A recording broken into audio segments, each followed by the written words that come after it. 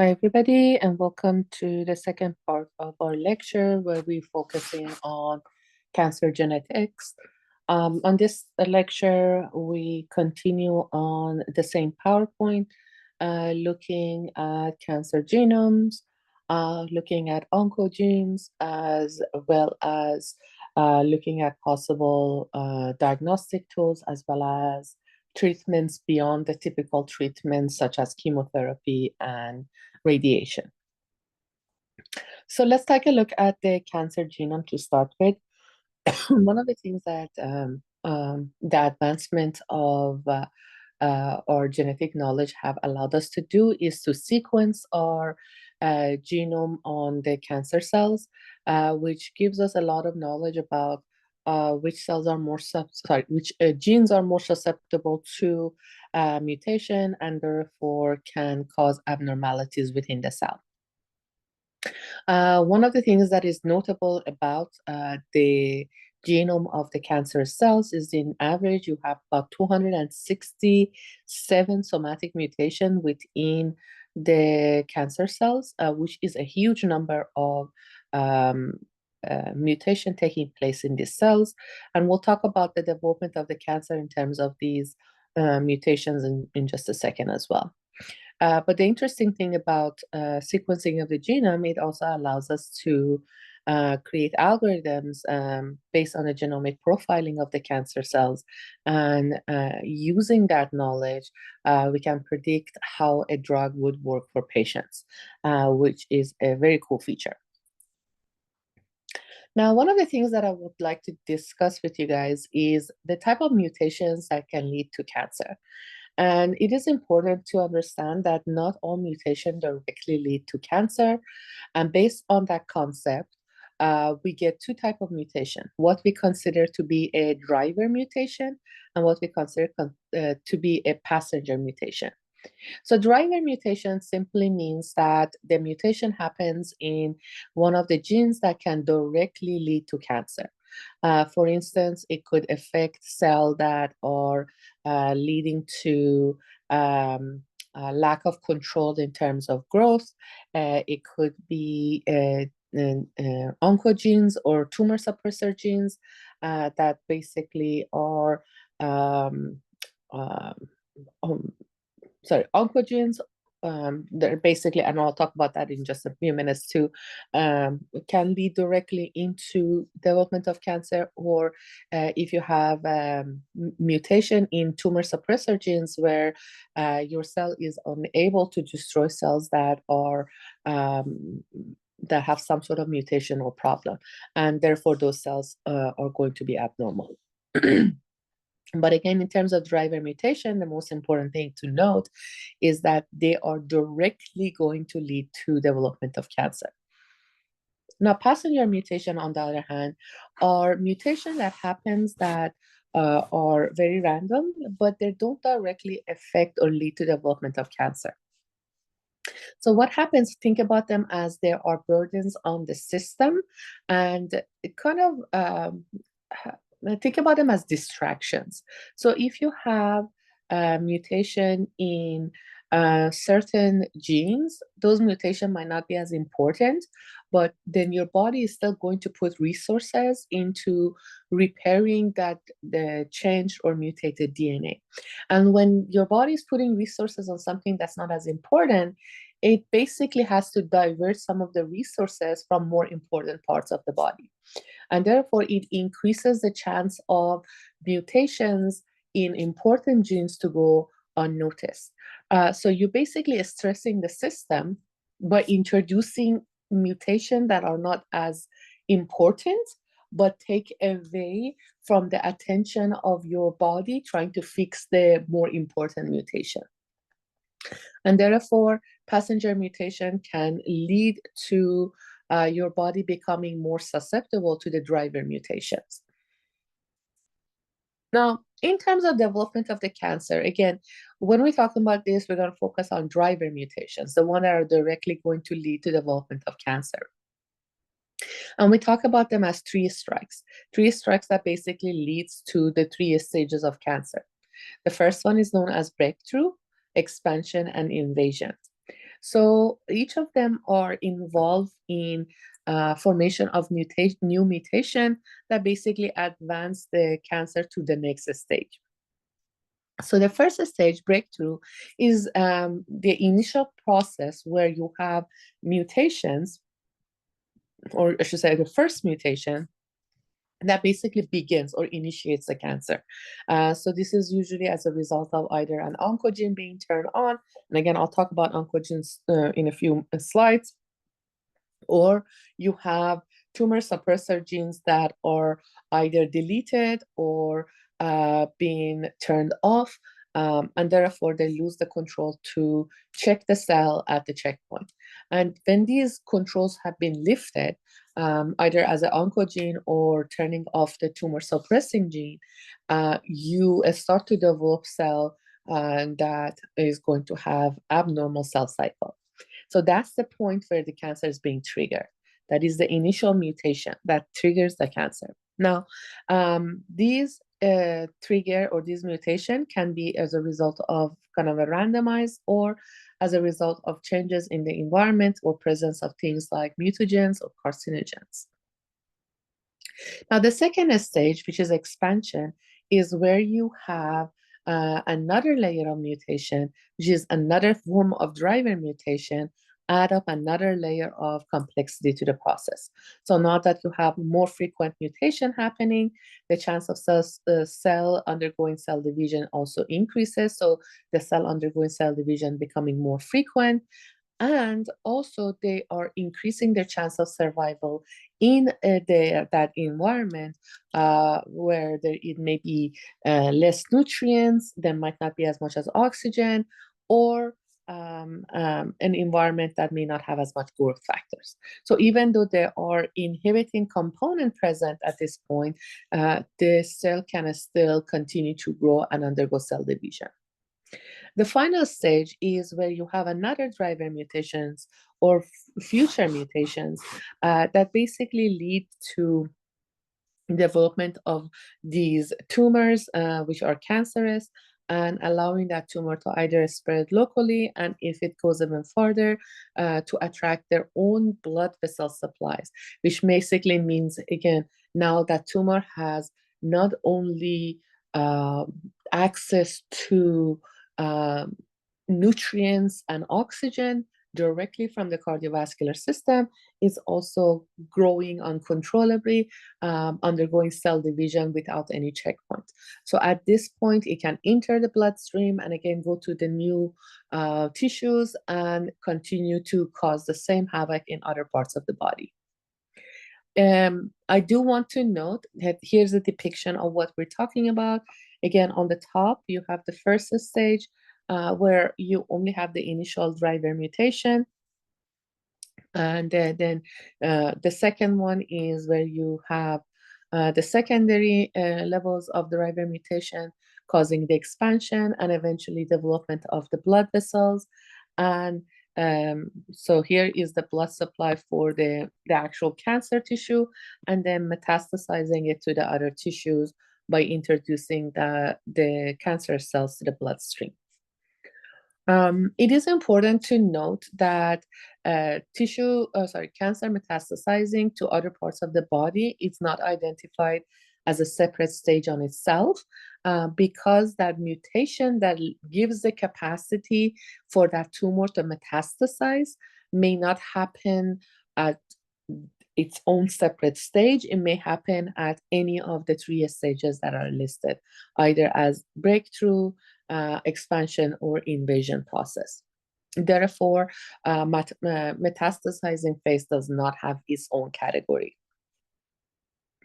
Now, there is a sequence of genes that are listed here for some of the main cancers, like melanoma, which is a very dangerous skin cancer, pancreatic cancer, cervical cancer, and colorectal cancer.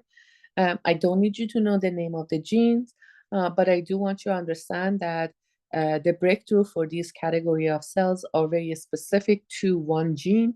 Expansion is also limited to certain one gene, and then invasion can be the result of mutation in multiple genes. So you have your driver mutations, and then additional mutation that leads to the invasion step. The other thing that I want to kind of highlight in this picture is the evolution of the cancer over time. So evolution of the cancer, like any other organism, can take place over generations. And one of the ways to think about the evolution of cancer is in a linear format, where I depicted one leads to another, and then it continues to change over time. However, the other way of looking at evolution of cancer is where you have every time you have a new mutation, that mutation creates its own line of mutations and create what we call a branched version of the mutation that eventually, again, these branching allows for the cancer to improve and accelerate its chance of cell cycle improvement, as well as metastasizing to other tissue. So instead of you have this line, just one line, anytime you have one mutation, that mutation form its own line, and then you continue with the original line as well. And again, if you acquire another mutation, you form another two separate group, and then this can branch itself and form multiple groups. So evolution can be, again, both linear, or it could be branched, allowing for a speedy development of metastasizing pathways. Now, I have mentioned oncogenes multiple times so far, and oncogenes are basically these genes that can lead to development of cancer, where they're normally not absent or not expressed, or they are overexpressed in a cancerous cell. So let's take a look at some of these oncogenes and how these oncogenes lead to development of cancer. So first of all, oncogenes are basically start has what we call proto-oncogenes, which are genes that promote or allow for a process of cell division to take place. But if there is some sort of change or problem with that, then there is a change in the original function of these proto-oncogenes, and therefore that's where you have the oncogenes form that will eventually lead to cancer. Now, these changes is a result of mutations and are activated either through a point mutation, a chromosomal translocation, or inversion. If these words seem unfamiliar to you, please go back to our previous lecture when we talk about modification of the genetic information and take a look at these mutations to make sure you understand the concept. Now, again, oncogenes are these genes that are going to develop to lead to development of cancer by targeting the cell cycle and how those genes are basically produced. Either overexpressed, where they're supposed to be normally expressed, or if they're turned off, they're now being expressed on those categories of cells. Now, I have listed 3 examples of the genes that can be activating proto-oncogenes, but in reality, there are 6 listed and explained with examples in humans. So please ignore the word that says 3 examples. We're actually looking at more than 3 examples. Now, these examples include where you have an oncogene in the presence of a viral gene, where you have the oncogene next to a gene encoding for a hormone, when it is next to an antibody gene, when it is fused or grouped with another protein, creating what we call fusion protein, when you have a response to an increased or excessive amount of growth hormones or growth factors, as to say. And then when your tumor suppressor genes are either eliminated or have been silenced. So again, the goal is for us to understand how these oncogenes are actually being produced. So let's go ahead and get started with the first one. So you can place these, and again, it's not something that you do as a person, but it can happen where you put the oncogenes next to a viral gene. So if you guys have any understanding of the viral genetics and how they replicate it, viral genes replicate very rapidly. They undergo the process of transcription, translation, sorry, I should say transcription, and then eventually translation for those genes. Because they need to basically replicate themselves and cause infection. So in the case of when you put these oncogene next to these viral genes, oncogenes are also undergoing the same rapid transcription as the viral gene.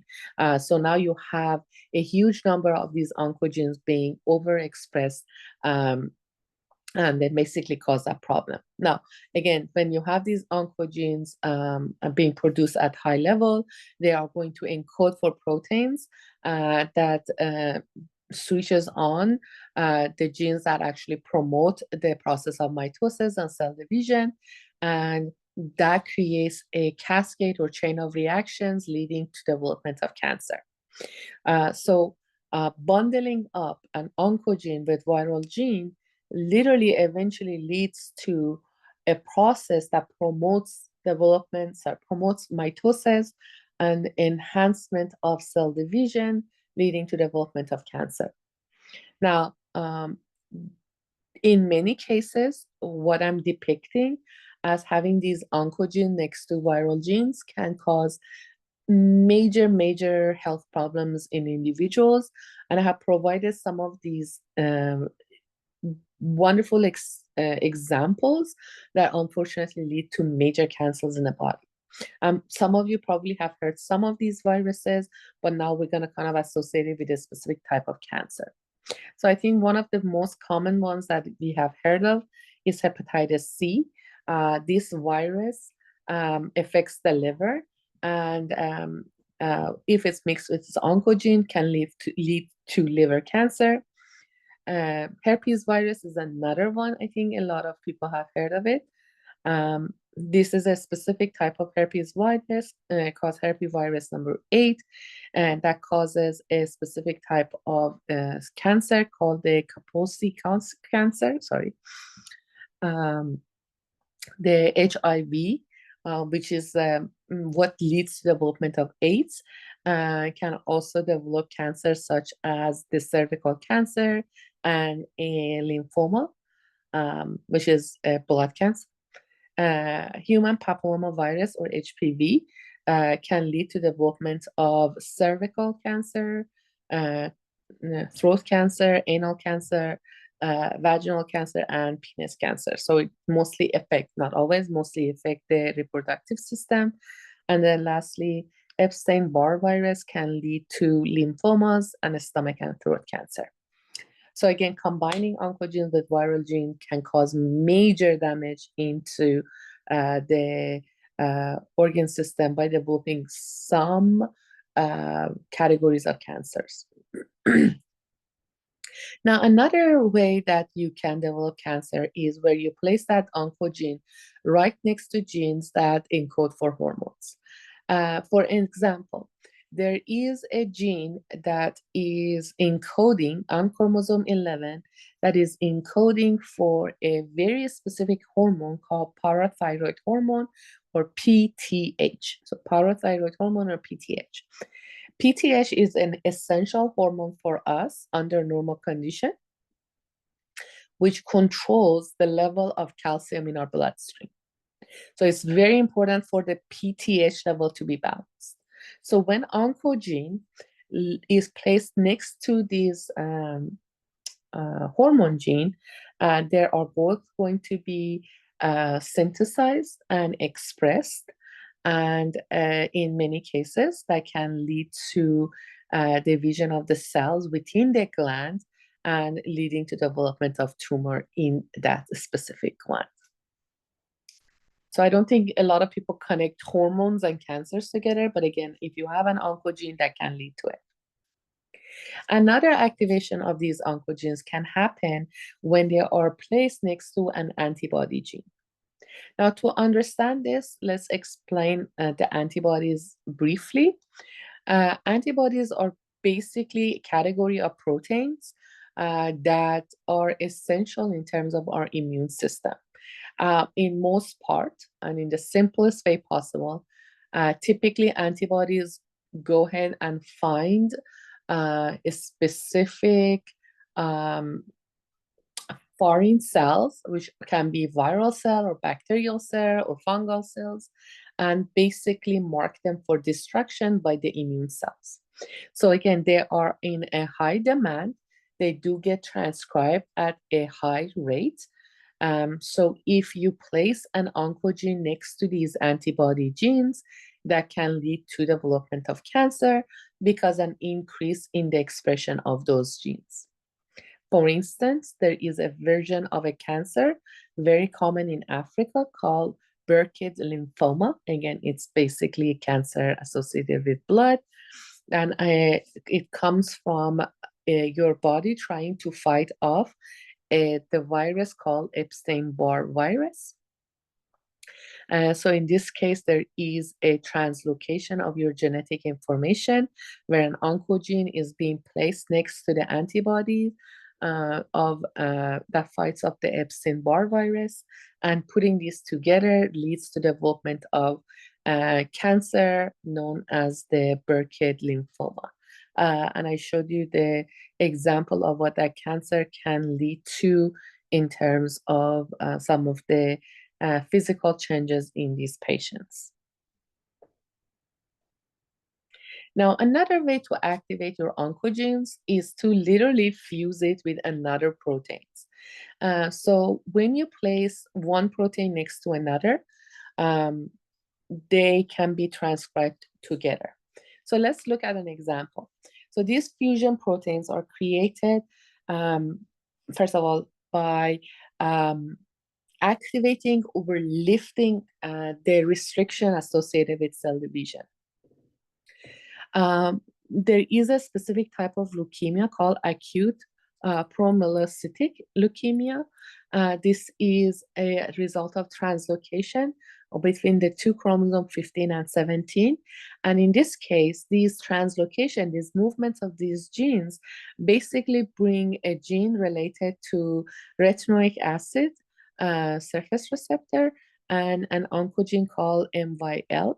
And when you bring these two genes together, they are basically going to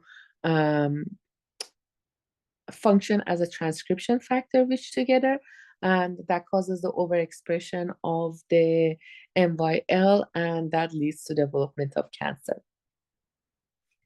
Another example is a specific type of cancer called chronic myelogenous leukemia, and in this case you have the translocation between chromosome 9 and 22, where you're placing a gene called ABL and BCR next to each other, and you're producing your fusion protein. This new fusion protein is referred to as tyrosine kinase, which is accelerating the rate of cell division. And again, anytime you have any increase in cell division, that leads to development of cancer. So it's important for us to understand how these cancers are developed, and we can find, based on the translocation, a possible drugs that can target it. Now, this one again, kind of self-explanatory. Excessive response to growth factors. Now, as the name implies, growth factors are going to be essential for helping the cell grow and enhance the cell division process. Now, if you have an excessive case of these growth factors, then you will have an abnormal cell cycle, which means that you're going into the path of development of cancer. So for instance, these growth factors, an example of it is HER2, which is a surface protein, and it is a product of an oncogene. The increase in this specific gene because of a high level of growth factors is presents itself in about 25% of patients with breast cancer. And what you have is basically receptors associated with epidermal growth factor. You don't need to know the name, but I just put it in there for you, called tyrosine kinase receptors, basically sending too many signals to these oncogenes. So these oncogenes increase in the rate of their creation, and as a result, that protein is going to be expressed at a much higher level compared to a normal individual.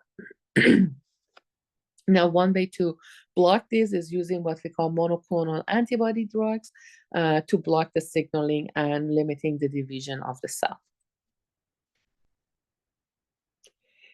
Another thing that, again, we talked about it briefly is oncogenes that basically take out either by loss or silencing or tumor suppressor genes.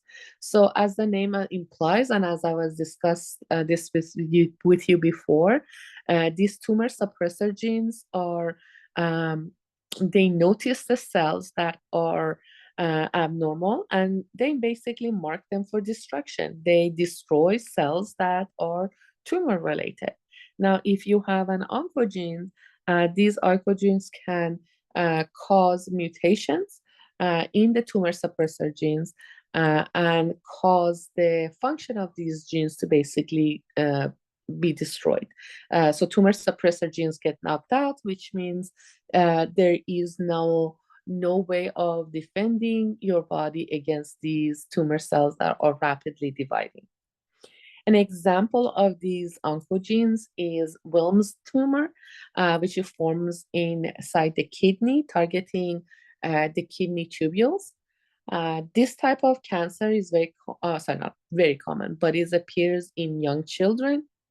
And again, what happens is you have these genes that are normally stopping the process of mitosis from happening, and therefore limiting the development of the kidney tubules that are essential for the functionality of the kidney.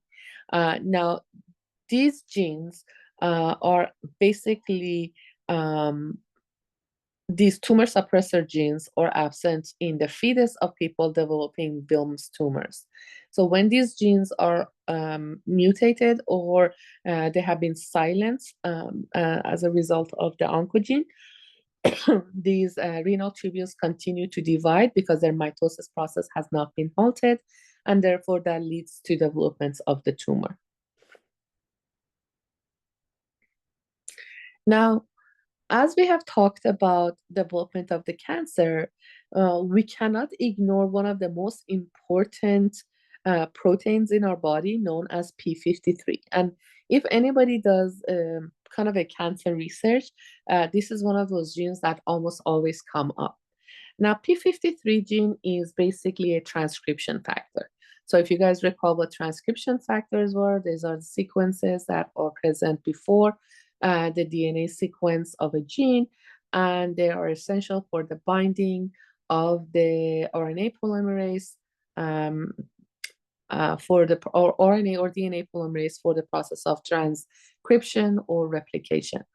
And this is basically p53 protein factor figures out if a cell needs to be destroyed because there is major problem with it, or the DNA repair can happen, and you can basically move on. The cell is good, you can move on. Now, p53 is literally referred to as the guardian of the genome. And again, the reason is because if it notices there's a change, it either fixes it or says, nope, you're not good, we're going to destroy the cell. Now, p53 is associated with many sequences, and what has been observed is that in 50% of the people that have developed cancer, there is some sort of abnormality within that gene.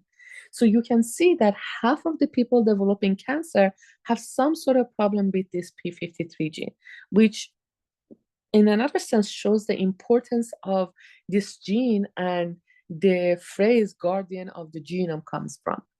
Now, the factors within the environment can trigger the mutation within the P53 gene, and that can lead to development of cancer.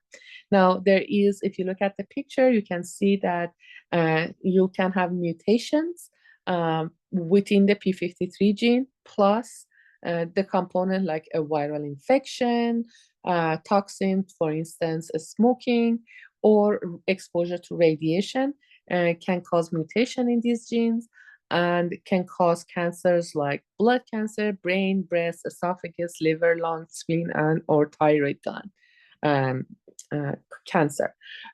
So P53 is extremely important for the functionality of the cell and making sure that the cell has been checked out before moving on to the next step.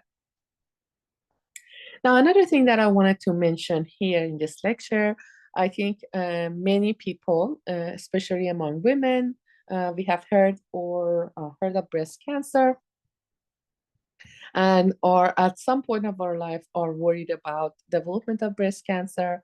And that's why we do the self-exam and mammogram and ultrasound in some cases to check for breast cancer. Now, it is important to understand that breast cancer can be developed as either a sporadic cancer, where, if you guys recall, simply means mutation in a non-sex cell, mutation in non-sex cells, or familiar, which is implying it's associated with the germline cell coming from the gametes, like the egg or a sperm, and can be inherited from generation to generation. So when you do have the familial form, which is inherited, right? So your germline is being affected. You have the original mutation that's been inherited. And if you have a secondary mutation, then within the somatic cell, then that causes the development of breast cancer. In a sporadic form, if you have not have any inherited component, you typically need 2 somatic mutations that would lead to development of the cancer. And both of those somatic mutations must happen in the same cell. So if you have one cell developing one abnormality and another cell developing another abnormality, that does not lead to breast cancer. Now, if you look at the number of people developing breast cancer, about only 5% of those are identified as familial, which means they are being passed down from the previous generation to the offspring. And these 5%, and most of the breast cancer comes from mutation within 20 of at least 20 genes within the body. And breast cancer usually develop as a result of damage or silencing of the genes affecting the DNA repair capacity of the cell. Now, again, I think everybody has heard of BRCA1 and BRCA2, which are a way of us determining your susceptibility to breast cancer as an individual. And BRCA1 is a very important protein, and I will mention it in the next slide as well. This protein encodes for a protein that interacts with other proteins that basically fix the DNA damage. BRCA2 is another gene, and that is increasing the risk of developing different type of cancer, including breast cancer, kidney cancer, skin, stomach, pancreas, gallbladder, and prostate cancer. Now, BRCA mutation, so again, changes in these 2 genes, is inherited in the form of autosomal dominant matter, which again, kind of think about it, the familiar component of it, right? And then mutation can happen at different rates depending on the population. So comparing the Asian versus Caucasian versus African American have different percentage, and you can easily search that to see what is the susceptibility of your population depending on your background. Now, we mentioned that BRCA1 is a very essential gene that has been connected to breast cancer, but it also has other roles in the body. So this gene, BRCA1, is actually corresponds to um, development of typical reproductive organ cancers, such as, again, breast, ovaries, cervical cancer, uterine cancer, prostate cancer, uterine tube cancer. So again, looking at reproductive system, it is if you can see the BRCA1 at the center in that green box, it's also located in a genetic, what we call genetic crossroads, and it handles the DNA damage for many of other genes that are listed, such as CHEK2, HDA6, CHEK1, RBs, again, P53, which we already talked about, BARD1. So if it's acting on all of these genes that basically control their DNA sequence and make sure everything is in order, imagine if there is damage to BRCA1, it can cause major cascading issues down the road. So this is not a good gene to have mutation in. Now, connecting the cancer to our environment is also very important. So we have looked at the fact that you do have a possibility of inheriting mutations within the germline and therefore inherit the cancer. But we also need to not ignore the epigenetics of the cancer, where the environmental component can contribute to the development of cancer. So most of the time, the environmental causes can cause mutation within the genes that, again, either controlling the cell cycle or mitotic process, the destruction of the cell or self-destruction through the process of apoptosis, or the way the DNA repair itself after a form of mutation. Now, this is happens typically in the somatic cells. The environmental component can affect the somatic cell. But it is important to note that when somebody develops cancer, it mostly is a combination of environmental factor and or genetic factors that contribute to development of the cancer. For instance, an example of those two contributing factors, if you have exposure to sun, you have a higher chance of developing a skin cancer. So it's already been given, right, because of the UV rays. But if you also have a certain type of mutation in a very specific genetic information called MCR1, both of those combined is now elevated your risk of developing cancer, a very dangerous cancer called melanoma. So to make sure you understand, the genetic component or genetic factors are the gene itself, which is MCR1, and a mutation in that gene. And the environmental component is the exposure to sun and elevation in the number or the amount of UV ray exposure.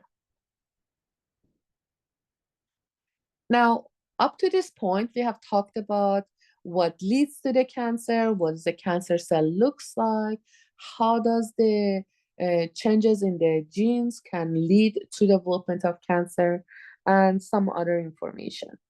Now take a look at some of the focal points in terms of treatment.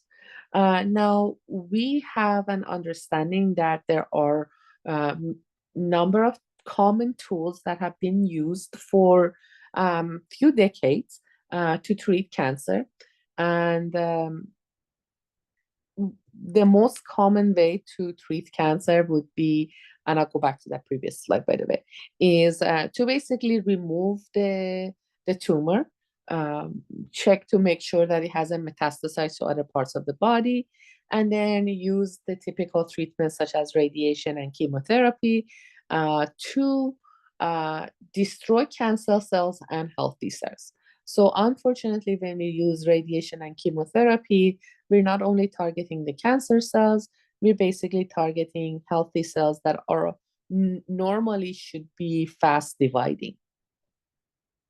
Now, in again the recent years, based on our understanding of the genome and the sequencing of the tumors, we have come up with new mechanisms to treat and disrupt the growth of the tumors. And we're going to take a look at these in just a few minutes.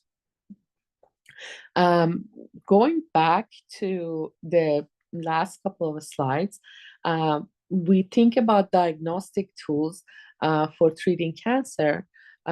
We talked about our ability to sequence the genomes, right? So it is important for us to look at these genomes and see what is this genome sequence of these tumor cells. After we've done that, we can actually find personalized ways of treating that individual. Now, one of the ways for us to identify the risk of people developing breast cancer is by testing the mutations that are present within specific genes. For instance, we can look at the two breast cancer genes, BRCA1 and BRCA2, look at their mutation and say, okay, based on this mutation, there is a chance of developing breast cancer, and here's a possible percentage. Another way that we can basically diagnose the cancer is by what we call gene expression profiling. And this is an absolutely amazing tool because it actually compares the different versions of the cancers and look at the cells and see what they're actually expressing at each level. What is the proteins that are being expressed at higher level or lower level? So here's a demonstration of what that means. So here we're showing 3 different types of melanomas. Sorry, not melanomas, leukemias. So we have ALL, MLL, and AML. I don't need you guys to know what those stand for, but what I want you guys to note is that when you're looking at the expression of the same genes between these 3 leukemias, not lymphomas. Leukemias, you notice that each of the genes have been expressed very differently from one another, which kind of allows us to figure out what is the difference, and again, possibly find a specific treatment based on the genetic distinction we see in each of these forms of leukemias. Now, as I mentioned, there is the typical way of us treating cancer, which was radiation, chemotherapy, and then removal of the tumor from the place, and with the hope of it not being metastasized to other parts of the body. But one way that is a new way of approaching cancer treatments is what we call checkpoint inhibitors. So in our body, we have a category of cells called T cells. And these T cells are cells that are responsible for our immunity. Is one of the main category of cells called lymphocytes, creating a specific type of immune response called adaptive immunity. It's very effective on fighting viral infection as well as tumor-causing cells or tumor cells or cancer cells. So that's its normal function. But unfortunately, in many of the cancer cells, they have found a way around the T cells. And this is what they do. The cancer cells produce a specific type of protein. And these protein bind to the receptors of the T cells, these surface receptors on the T cells, and basically knock these T cells out of their job by eliminating their functionality. So this checkpoint, these T cells that are supposed to be acting as my checkpoint and making sure that my cancer cells are being identified, are literally being blocked by the proteins of the cancer themselves. So what is the drug that they can create? Is they can create drugs that are inhibitors or checkpoint inhibitors, and they can block these proteins that are produced by the cancer cells, and therefore allowing or giving back the T cells their capacity to recognize tumor cells and destroy them. Here is a depiction of what I mean here. So we have what we call monoclonal antibody-based drugs, which is a checkpoint inhibitor. So you have a T cell, and the T cell has its own little receptor, which is labeled PD-1. And this T cell is supposed to be able to identify our cancer cell and say, okay, you're a cancer cell, I'm going to destroy you. But what this cancer cell has done is produce a protein called PDL1. And when this PDL1 is interacting with PD1 receptors of the T cell, basically that T cells is not functional anymore. It cannot identify that cancer cell as something dangerous for our body, and therefore limiting the capacity of the T cells to accomplish this job. Now, when you introduce the medication, the monoclonal antibody, it's depicted as the red drug. This antibody comes in and prevents the PDL1 protein of the cancer cell to interact with the T cells.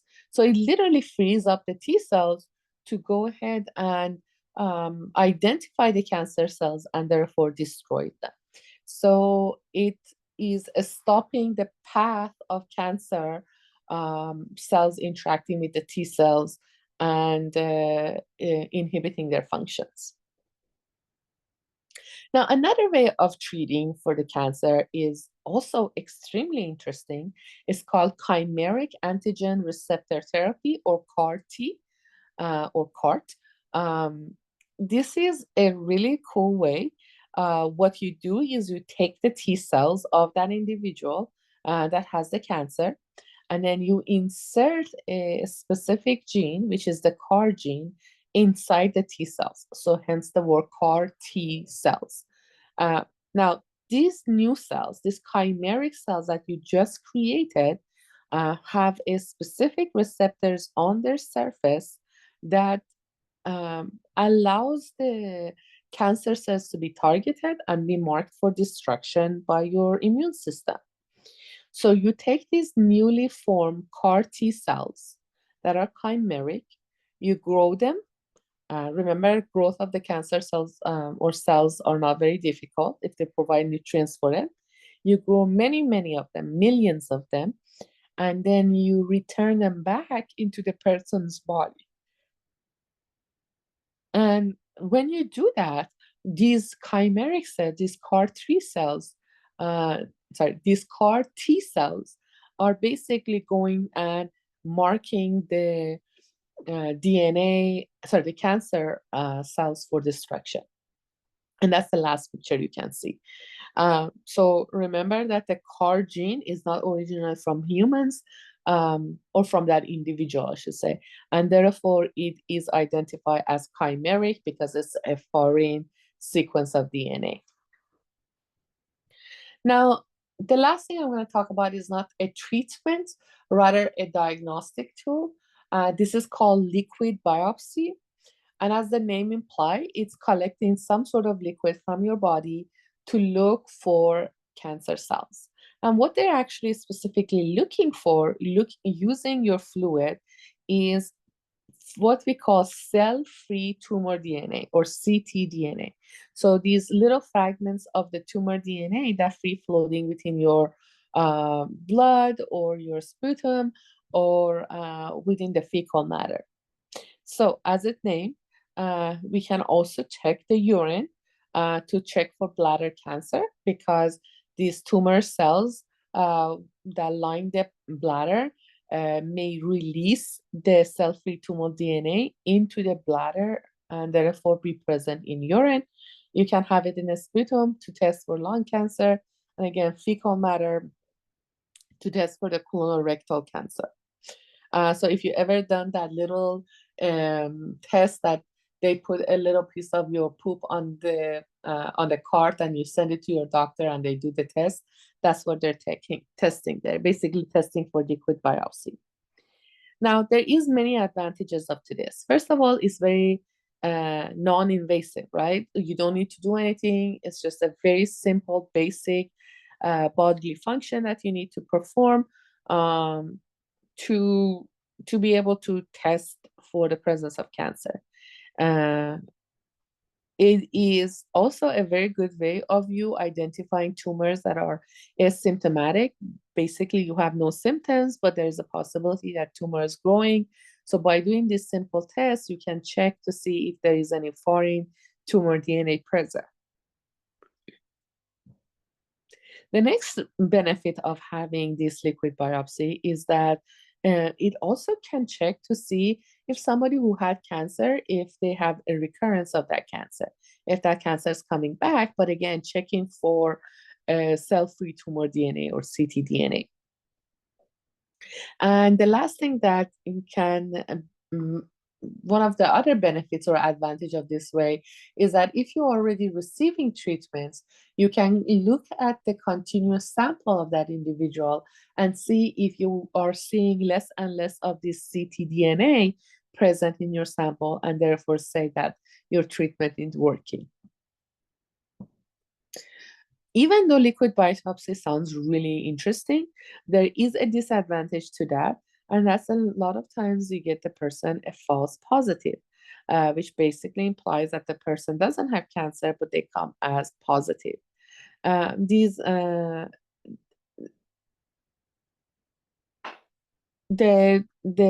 thing is that I should say the false positive is because you have these oncogenes or tumor suppressor variants that are not necessarily cancerous, do not cause cancer.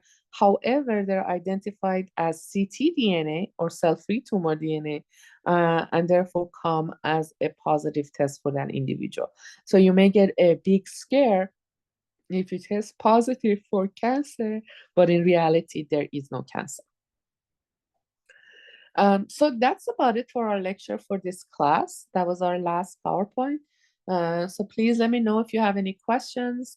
And after this lecture, you will have your final lecture exam schedule for the course. So good luck, everybody.